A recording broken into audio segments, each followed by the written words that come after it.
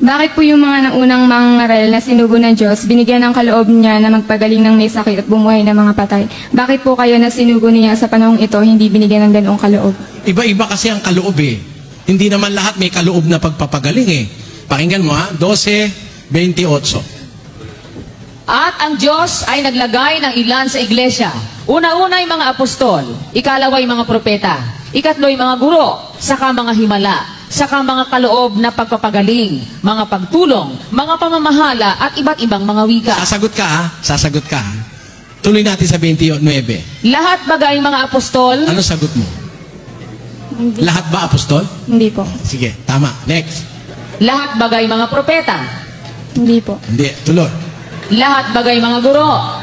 Hindi po. Hindi, tapos? Lahat bagay mga manggagawa ng mga himala. Hindi po. Hindi rin. Ano pa? May mga kaloob na pagpapagaling ang lahat. Ano sagot mo? Wala po. Oo, hindi lahat may kaloob na pagpapagaling.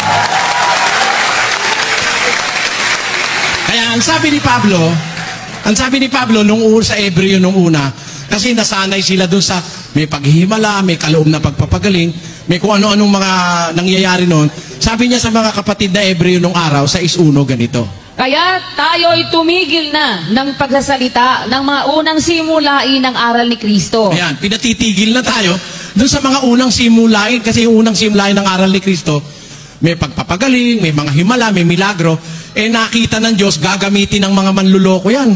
Yung pagpapagaling, yung mga milagro na yan, gagamitin ng manluloko yan 24:24. Pakinggan mo. Sapagkat may magsisilitaw na mga bulaang Kristo at mga bulaang propeta at magpapakita ng mga dakilang tanda at mga kababalaghan.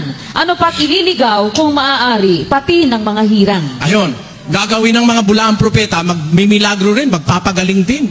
Ililigaw ang mga tao. Kaya sa mga lingkod ng Diyos ngayon, hindi na yun ang batayan. Ang batayan ngayon, yung aral, makikilala sa turo, sabi ni Kristo. Makikilala yung turo. Kaya sa turo ngayon.